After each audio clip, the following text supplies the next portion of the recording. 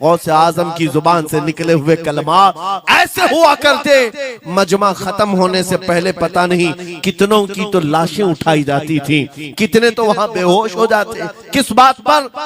इतना असर करता दिल पर कि लोग कपड़े फाड़ लेते थे। खुतबे के अंदर, बयान के अंदर ऐसा असर होता कि लोग बैठे बैठे मदहोश हो जाते, कोई जोश हाल में कपड़े फाड़ डालते। रिवायात में बताया गया कोई एक मजमा भी ऐसा नहीं जिसमें हुजूर गौसे पाक की तकरीर के बाद जनाजा ना उठाया गया। हर खिताबत के बाद।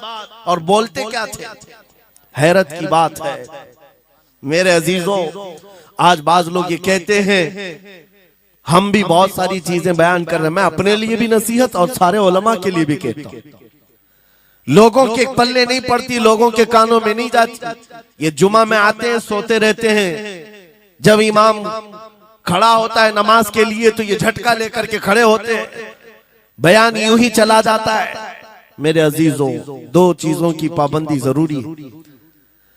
मैंने पढ़ा था इमाम अहमद बिन हम्बल नहीं, हजरत सुफियान सौरी रदी अल्लाह तआला, हजरत सुफियान सौरी नसीहत कर रहे थे, और जब वो नसीहत करते तो लोग रो पड़ते थे, आखिरत को याद करते, कब्र की होलनाकियों का तज़किरा करते तो लोग रोने लगते थे। एक बंदा था, वो मजलिस में आया करता और खामोश बैठता और उस पर कुछ भी असर नहीं। एक दिन उसने पकड़ करके पूछा हजरत सुफियान से, आप जब बयान करते तो लोग धाड़े मार मार कर रोते हैं, मुझे तो कुछ नहीं होता, मैं तो ऐसे ही बैठा रहता हूं।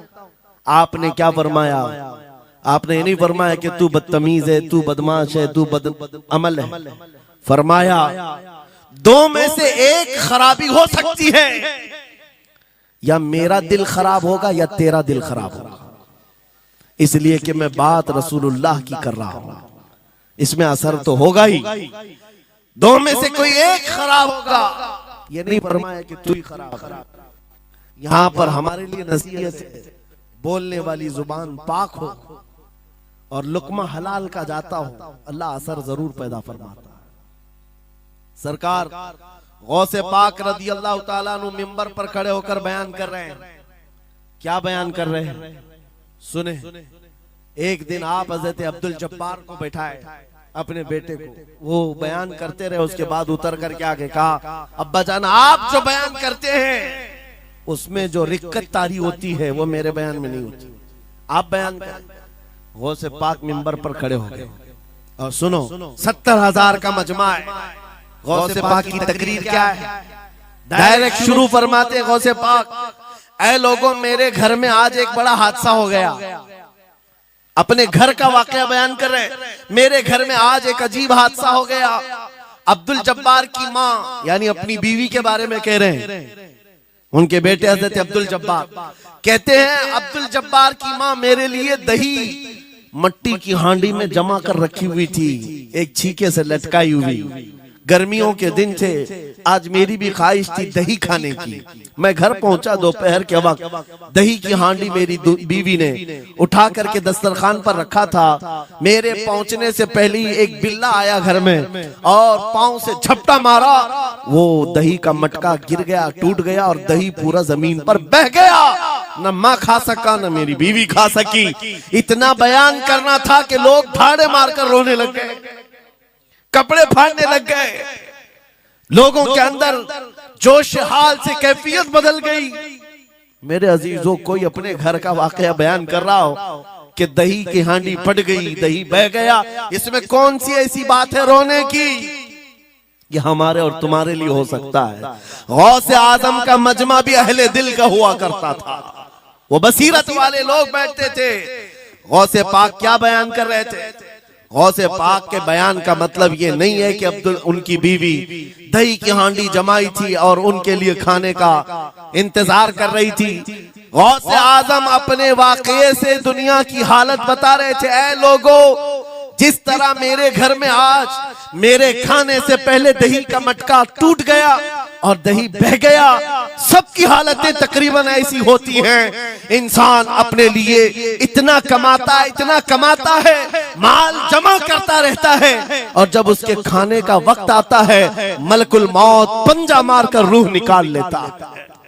और सारा माल उसका धरा का धरा रह जाता है, ना वो चख पाता है ना खा पाता है। गौसे पाक रज़ी अल्लाह ताला अन्हु ये दुनिया की हालात बता रहे थे। और मेरे अजीजों, आज भी वही हालात हैं हमारे, आज भी वही हालात हैं। हमने कमाने के लिए अपनी सेहत गंवा दी, रात नहीं देखा, दिन नहीं देखा, दौड़ते रहे माल हासिल करने के लिए। इतना जमा कर लूं, इतना जमा कर लूं, इतना जमा कर लिया, जब तक तो सेहत बिगड़ गई, शुगर भी आ गई, बीपी भी आ गई, और ऐसी बीमारियां लग गई कि अब इनको ठीक करने के लिए जितना जमा किया था खर्चा करते रहो।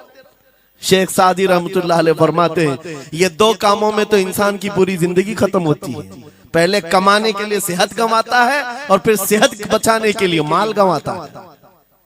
ये दो चीजों में गौसे पाक रज़ी अल्लाह ताला अन्हु की नसीहत यही थी कि इतना जमा कर ले जाते हो, इतना जमा करते हो कि फिर जब खाने का वक्त आता है तो मियाँ ऐसे हालात होते हैं कि नमक भी नहीं खा पाते, शक्कर भी नहीं खा पाते।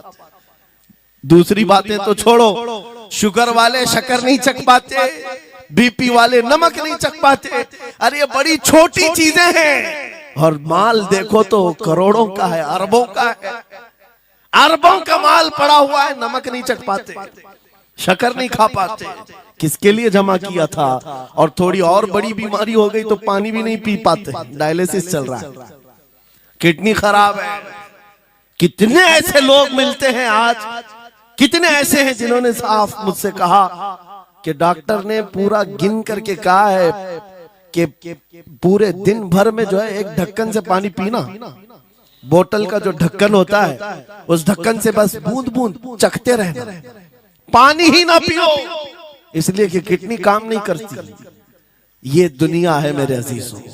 हमने अपनी सेहत गंवा दी, पूरी की पूरी सेहत गंवा दी इसको हासिल करने के लिए।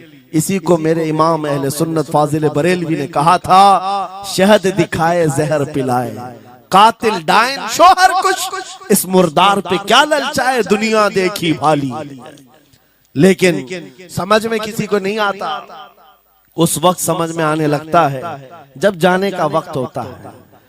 जाने के वक्त हालात ऐसे होते हैं, मैं अक्सर अपने टूर में देखता हूँ, उमरा पे जाते हैं, बगदाद पे जाते हैं, खूब आयश से रहते हैं, सबको पता रहता है प्लेन में सिर्फ 30 किलो का अलाउड है, लेकिन मार्केट में जाते हैं तो उनको कुछ खबर नहीं होती, सब खरीद रहे होते हैं। हो जाए, खरीद खरीद करके लाकर रूम में भर दिए, और आज शाम में जाना है तो ठोस रहे हैं, इस बैग में उस बैग में नहीं घुसा। और उसके बाद फिर एयरपोर्ट पहुंचे तो कभी इसको रिक्वेस्ट, कभी उसको रिक्वेस्ट, थोड़ा हमारा भी ले लो, थोड़ा हमारा भी ले लो। अरे वहां सबका 30 है, कोई लेने को तैयार नहीं। फिर खरीदा हुआ वहीं छोड़ करके हसरत भरी निगाह से देखते जाते हैं, किसी की खजूर छूटी हुई है, किसी के मुसल्ले छूटे हुए हैं, किसी के कपड़े छूटे हुए हैं। हर बार हम एयरपोर्ट पे देखते हैं, छोड़ करके जा रहे होते हैं, बड़ी हसरत से देखते हैं। मेरे अजीजों, ये कोई लतीफा नहीं, सेम यही हालात जब दुनिया से जा रहा होता है एक इंसान, मरने से पहले उसकी आंखें फटी रह जाती हैं। क्यों कहा गया है मरने के वक्त सबसे पहले उसकी आंखें बंद कर दो?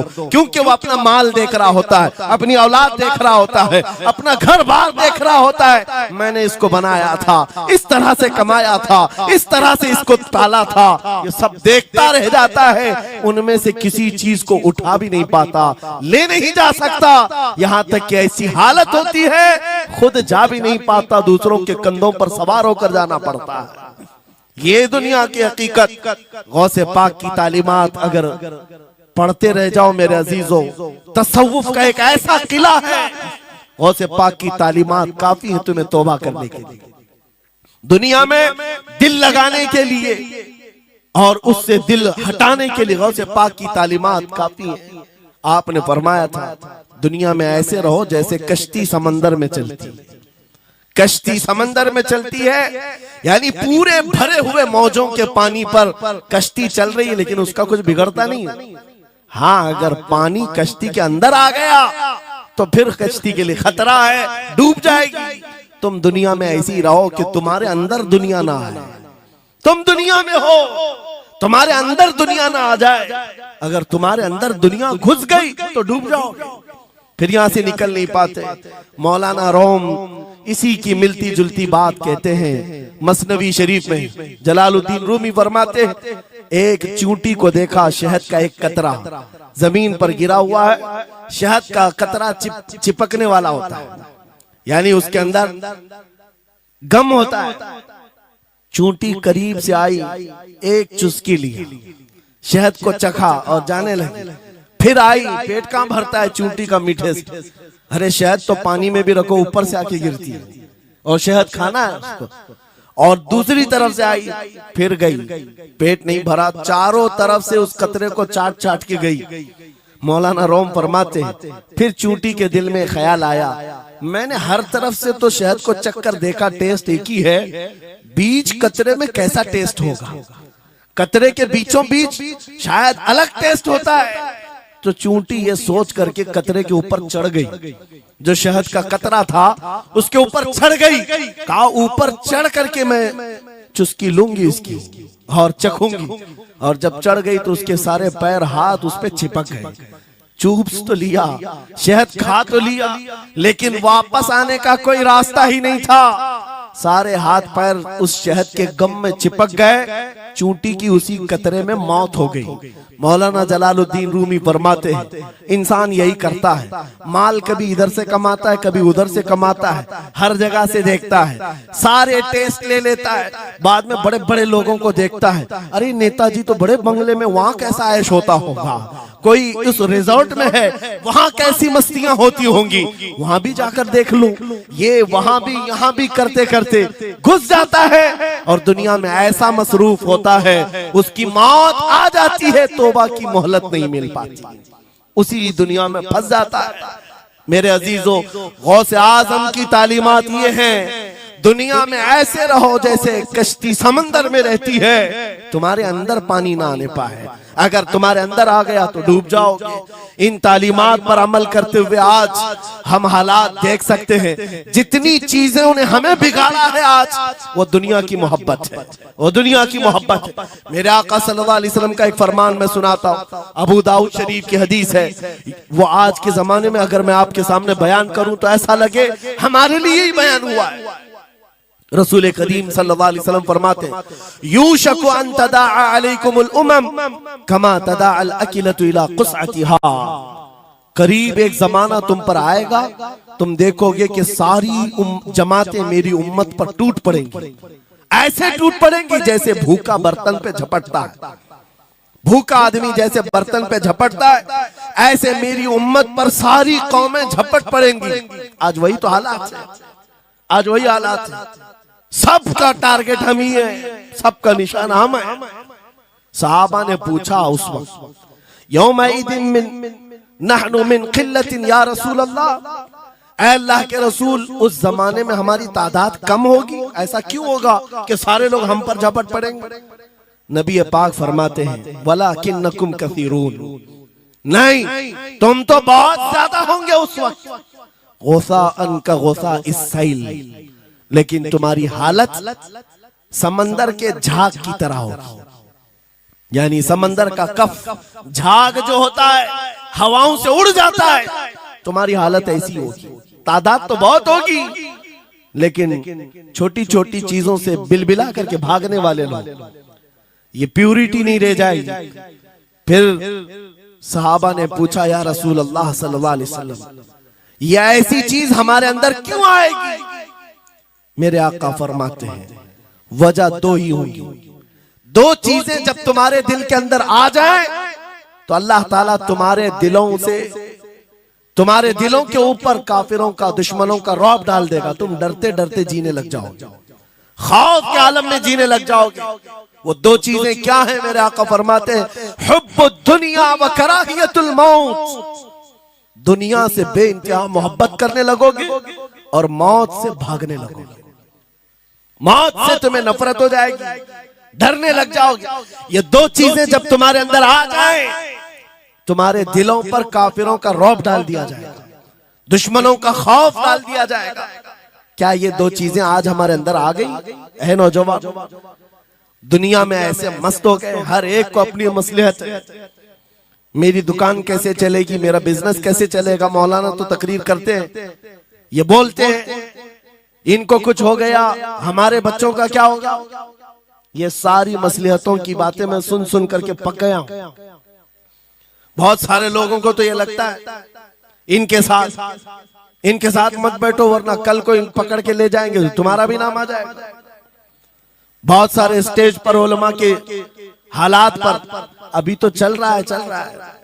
जिस दिन कोई टारगेट पर आए इधर उधर बैठने से भी डरने लगे। इनके ऊपर इतने केस हैं, बाजू बैठने वालों के भी हालात खराब हो जाएगी, हमारा भी नाम ना आ जाए। मेरे अजीजों, ये सब गीदड़ भपकियां हैं, तुम्हारे ईमान का इम्तिहान। मैं तो यही कहता हूं हमारे साथ कोई मामला नहीं।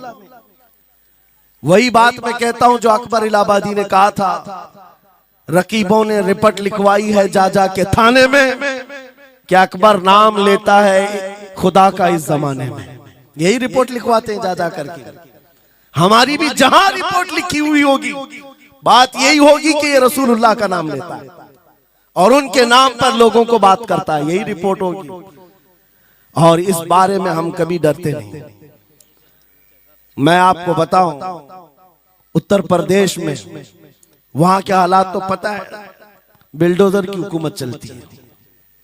लेकिन मेरे अजीजों, एक मौलाना साहब ने कहा आपके साथ जलसे में बैठकर मैं लब्बैक लब्बैक के नारे लगा रहा था, दूसरे दिन मुझे थाने बुला लिया और फिर मुझे बहुत ज्यादा मामलात हो गए। कहा कि मौलाना तुम ही नारे लगा रहे थे। आप लोग ना डरे इंशाअल्लाह। यहां पर तो उन्होंने मुझसे कहा, मैं कहा क्या हुआ, फिर कुछ हुआ?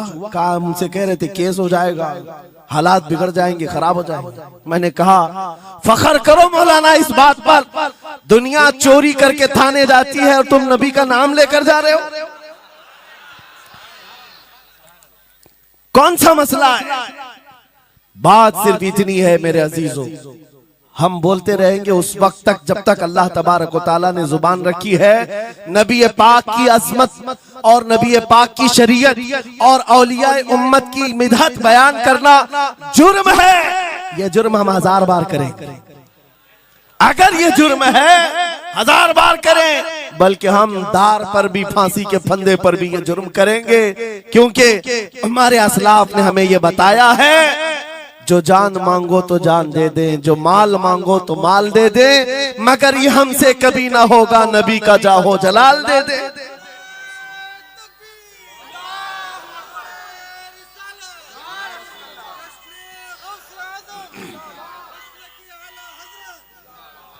खामखा बेचारे हमारे रिश्तेदारों को डरा करके रखे लोग, पुलिस वाले हजरात को कुछ लोग रिपोर्ट लिखवा कर डरा करके रखे हुए। मैं आपको बता रहा हूं एक साल में तकरीबन 170 के करीब जलसे करके आए। किसी एक जगह की भी रिपोर्ट निकाल करके बताओ कि हमने कहीं फसाद करवाया, हमने कहीं पर लोगों में माहौल बिगाड़ा हो या पब्लिक भड़क करके एक दूसरे के जंग करने पर आई हो, कहीं नहीं। अगर कौम को, सोई हुई कौम को बेदार करना तुम्हारे नजदीक भड़काना है तो ये भड़काना तो बहुत अच्छा है। मेरे अजीजों, हमारा काम सिर्फ इतना है, हम उन नौजवानों से बात कर रहे हैं जो अपने नबी के फिदाई हैं, जो अपने नबी के आशिक हैं, और हम सिर्फ उस लौ को और बढ़ाना चाहते हैं जो इनके सीनों में जल रही है। इनके सीनों में किसी और की नहीं, मेरे मुस्तफा के मोहब्बत की शमा है। अगर वो मध्यम है हम उसको तेज करना चाहते हैं। बस मेरे नौजवान से मेरा मुतालबा सिर्फ इतना ही है, किसी की जय विजय क्यों पुकारे, क्या गरज हमको, हमें काफी है सैयद अपना नारा या रसूल अल्लाह, हमें काफी है सैयद अपना नारा।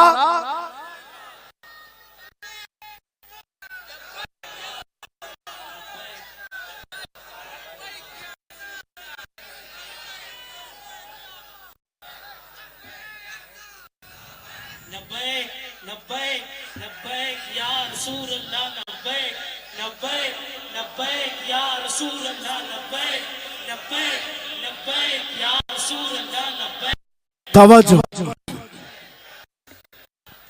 मुझे बताओ मैं तो दूसरे वाकयात बयान कर रहा हूं। यहाँ आपके यहाँ करंट सिचुएशन, यहाँ लोग बैठे हुए भी हैं, रिपोर्टर भी होंगे और हजरात को देख रहे होंगे। मुझे मैंने अभी बयान में कौन सा भड़काया, ये जो कह रहे हैं अपने नबी को पुकार। मेरे अजीजों, तुम्हारे इन नारों से असल बात ये है, दुनिया को ये लगने लगा है ये जिसके गुलाम है उसके पूरे होने लग गए, तो फिर अच्छे अच्छों की कुर्सियां हिलने लग सकती हैं। इसलिए कि इस कौम की तारीख सबको पता है, ये वो कौम है टल न सकते थे जंग में, अगर अड़ जाते थे पांव शेरों के भी मैदान से उखड़ जाते थे। हक से सरकश हुआ कोई तो बिगड़ जाते थे, अरे तेग क्या चीज हम तोप से भी लड़ जाते थे। ये हमारी तारीख है, दुनिया को पता है। दश्त तो दश्त है, दरिया भी न छोड़े हमने, बहरे जुल्मात में दौड़ा दिए घोड़े हमने। इकबाल ने कहा है थमता न था किसी से सैले रवा हमारा, कुछ बात तो है कि मिटती नहीं हस्ती हमारी। सदियों रहा है दुश्मन दौरे जमा हमारा, बातिल से डरने वाले आसमां नहीं है हम, 100 बार कर चुका है तू इम्तिहान हमारा। इसी बात को लेकर के मोड़ के बिगाड़ करके पैदा किया जाता है। हालात खराब हो जाएंगे आपके बयान का, हालात खराब नहीं होंगे। ईमान अगर मजबूत हो जाता है तो हालात खराब कभी नहीं होते, हालात खराब नहीं होते। आज ऐ सुन्नी मुसलमानों, गौसे पाक रज़ी अल्लाह ताला अन्हु की निस्बत अगर कामिल है, ये बात सुन लो। वक्त खत्म होने को आ गया, मैं अपने वक्त पर समेट लूंगा। आप मिंबर पर खुतबा दे रहे हैं, उलमा भी तवज्जो करेंगे, क्योंकि ये भी मिंबर पर खुतबा देने के लिए खड़े होते हैं और जुमा में मस्जिद पर माइक लेकर के बयान करते हैं आधा घंटा पौना घंटा। अब तो हालात ऐसी आएंगे इनके साथ। अब तक तो ट्रस्टियों की चिट्ठियां आती थी, सदर सेक्रेटरी बोलता था मौलाना ये नहीं बोलना वो नहीं बोलना। अभी इसके बाद और आगे से भी आएंगी और चिट्ठियां आएंगी कि मौलाना अभी आपको क्या बोलना है इस जुम्मा में। ये डरे भटके हुए लोग जो उलमा की गर्दनों पर राज करते हैं, उनसे भी मैं कहता हूं खोल दो, आजाद कर दो उन जुबानों को जो मेरे मुस्तफा की हैं, जो नबी पाक सल्लल्लाहु अलैहि वसल्लम की हैं। इनकी जुबानों पर ताले ना लगाओ। या उलमा तुम्हारे दीन के मुहाफिज हैं, तुम्हारी नस्लों की शरीयत के मुहाफिज हैं। आज इनकी जुबानों को बंद करोगे, कल तुम्हारे बच्चे नबी का नाम लेने से घबराने लग जाएंगे, डरने लग जाएंगे। उलमा के गलों में और इनकी गर्दनों में रस्सियां न डालो। ये तो उन जालिम ट्रस्टियों से कहता हूं, बाकी उलमा से कहता हूं अगर हालात ऐसे आ गए ठोकर मार दो इनकी नौकरियों को। एक दरवाजा अगर ये बंद करते हैं, मेरा मौला 70 दरवाजे और खोलेगा।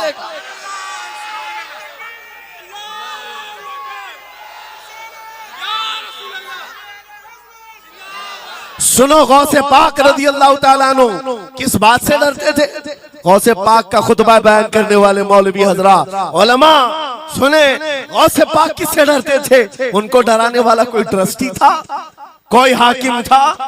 बल्कि हालात ऐसे थे, एक बार खिताब कर रहे हैं मजमे में, बहुत बड़ा मजमा है, खिताब के बीच दरमियान अभी वाज हो रहा है, एक काला सांप गिर गया आपके कंधे पर। सांप गिर गया और गिरा ही नहीं, गिर करके फिर वो आपके गले के अंदर से दाखिल हो गया, आस्तीन में आया, आस्तीन में आया और फिर इधर आया। वो लौट लौट करता रहा। लोग जो मजमे में बैठे थे उन पर हैबत तारी थी, वहशत तारी थी। कोई जगह छोड़कर इधर उधर हो रहा है, लेकिन गौसे पाक का कदम डगमगाया नहीं, ना जिस्म के अंदर कोई हरकत हुई। आपका बयान कंटिन्यू जारी रहा, उसी तरह जारी रहा। वो सांप कभी आपके सामने आया, कभी इधर आया और घूम फिर करके वापस चला गया। बयान आपका मुकम्मल हुआ। लोग खड़े हुए पूछते रहे, या सुल्तान अल औलिया सय्यदी शेख अब्दुल कादिर जिलानी, आपके साथ ये जो माजरा हुआ, ये सांप इतना खतरनाक था, देख करके हैबत तारी थी और आप अपना बयान कंटिन्यू जारी रखे हुए थे, ये क्या माजरा है? गौसे पाक फरमाते हैं, वो सांप तो मुझसे कह रहा था, ऐ अब्दुल कादिर, तुझसे पहले 70 औलिया को भी मैंने ऐसे ही आजमाया है, 70 उलमा को मैंने ऐसे ही आजमाया है और आजमा कर चला गया। गौसे पाक क्या फरमाते सुनो, ऐ लोगों, तुम मुझसे पूछ रहे उससे डरता था या नहीं डरता था? बात सिर्फ इतनी है, मैं उस कादिर का बंदा अब्दुल कादिर हूं, उस कादिर का बंदा अब्दुल कादिर हूं। मेरे उसकी कुदरत पर ऐसा यकीन है, अगर मौला ने मेरी मौत लिखी है तो ये काले सांप से क्या, चूंटी से भी हो सकती है। और अगर मौत नहीं लिखी, इस तरह के 1000 सांप मेरे गले में आए, मेरी मौत नहीं आ सकती। मेरा उसकी कुदरत पर यकीन कामिल है, इसलिए मैं उसका बयान कंटिन्यू रखा, जारी रखा। आज मैं यही कहता हूं, ऐ सुन्नी मुसलमानों और इन उलमा से भी, अगर हमारी मौत लिखी है, छोटे से हादसे से भी हो सकती है, और अगर नहीं है तो वक्त का प्राइम मिनिस्टर भी तुम्हारी गर्दन पर पैर रखे, मौत नहीं आ सकती, क्योंकि कादिर मुतलक मेरा रब्बुल आलमीन है।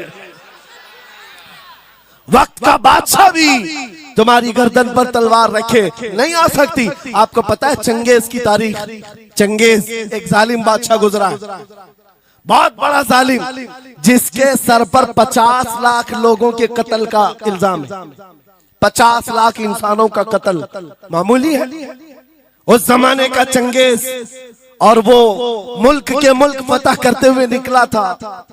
एक जमाना ऐसा था मेरे अजीज, घोड़े पर बैठा हुआ चंगेज कुछ लोगों को, मुसलमानों को गिरफ्तार करके मैदान में खड़ा किया है, और जल्लाद को बुलाया कि एक साथ सबकी गर्दनें उड़ाने लग जाओ। वो कितने लोग थे? 3 सफों में खड़ा किए हुए थे लोगों जिनका कत्ल होना था। लाइन से खड़े हुए हैं, सब अपनी अपनी बारी का इंतजार कर रहे हैं। जल्लाद तलवार लेकर आया, और जब पहली सफ वालों को कत्ल करने लगा, वो गर्दनें उड़ा रहा था। एक बूढ़े मियाँ पहली सफ में खड़े थे, वो जल्दी से दूसरी सफ में चले, पीछे वाली सफ में गए। बादशाह चंगेज घोड़े पर बैठा हुआ खिलौने से खेल रहा है, और ये मंजर भी देख रहा है और हंस रहा है। बूढ़ा यहाँ से उधर चला गया, पहली सफ का काम तमाम, पूरे कत्ल हो गए। दूसरी सफ में जब कत्ल का ऑर्डर आया तो जल्लाद फिर गर्दनें उड़ाने लगा। दूसरी सफ, दूसरी लाइन को कत्ल करने लगा जल्लाद। ये बूढ़े बाबा जो है तीसरी सफ में चले, पीछे और एक सफ थी, यहां से बचकर तीसरे में चले गए। दूसरी सफ भी उड़ गई। उसके बाद बादशाह चंगेज कहा मार करके कहने लगा, बाबा जी अब तो इसके पीछे कोई सफ नहीं, ये तीसरी थी, अब कहां जाओगे? बूढ़े मियां ने सर झुकाकर कहा, अब भी मेरा अल्लाह है। ये यकीन होता है, जहां तक बचना है बच लेंगे, और जब नहीं है, बाबा जी ने कहा अब भी अल्लाह है, हो सकता है। उस चंगेज ने कहा कि उड़ाओ अब इनकी गर्दनें। अभी जल्लाद तीसरी सफ को उड़ाने ही जा रहा था, अचानक चंगेज के हाथ से वो खिलौना नीचे गिरा, जो खेल रहा था बैठ करके घोड़े पर। जैसे ही वो खिलौना उठाने के लिए नीचे की तरफ आया, उसका पैर जीन से निकल गया, और घोड़ा अचानक बिदक गया, सरकश हो गया, और घोड़ा सर पर दौड़ने लगा, और ये एक पैर इसका जीन में फंसा हुआ है, और सर नीचे जमीन पर है। अब घोड़ा दौड़ता गया, पता नहीं कितने पत्थरों से इस बादशाह का सर टकराता रहा। घोड़ा किसी के काबू में नहीं आ रहा। सारे सिपाही, सारे फौजी इस घोड़े को पकड़ने के लिए पीछे भाग रहे, लेकिन घोड़ा दौड़ता गया, इतना दौड़ा कि उस चंगेज का सर फट करके भेजा बाहर, मर गया। बहुत दूर जाकर के घोड़ा एक जगह रुका। बादशाह की मौत का ऐलान इतना बड़ा था, सारे सिपाही, सारे फौज बादशाह को लेने के लिए हाजिर आए। मियां पूरी सल्तनत तहबतह हो गई, हुकूमत बदल गई, सब खत्म हो गया, और जो कैदी थे वो आजाद होकर जाने लगे। वो बूढ़े मियां कहते हैं बाकी लोगों से, क्या मैं नहीं कहता था अल्लाह अब भी हमारे साथ है? मेरे अजीजों, एक बात याद रखो, हमारे लिए दुनिया द एंड नहीं कर सकती जब तक मेरा मौला ना चाहे, अल्लाह ना चाहे।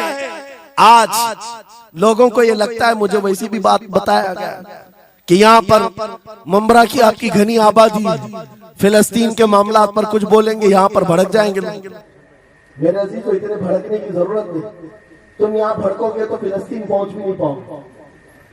बात यह है, हम बोलेंगे जरूर जुल्म के खिलाफ और हक के लिए, चाहे जैसी भी हालात हो। अगर किसी को बुरा लगता है इजराइल जालिम है तो मैं 100 बार कहूंगा वो जालिम है, जालिम है, जालिम है।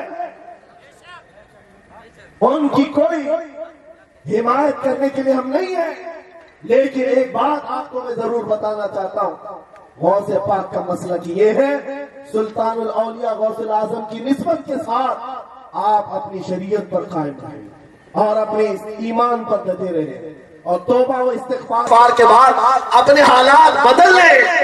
और उन गरीब मुसलमानों को देखकर जो कत्ल हो गए और उनके टुकड़े हो गए, ये मत समझना कि इस्लाम खत्म हो गया। हर जमाने में ये चीजें आती रहेंगी, लेकिन आज मैं ये ऐलान करके गुफ्तगू खत्म करता हूँ। इन हालात को देखकर इस बात का फिर से हम नारा तजदीद करके जाते हैं, कत्ले हुसैन असल में मर्गे यजीद है, इस्लाम जिंदा होता है हर करबला के बाद। लब्बैक या रसूल अल्लाह, लब्बैक या रसूल अल्लाह, लब्बैक।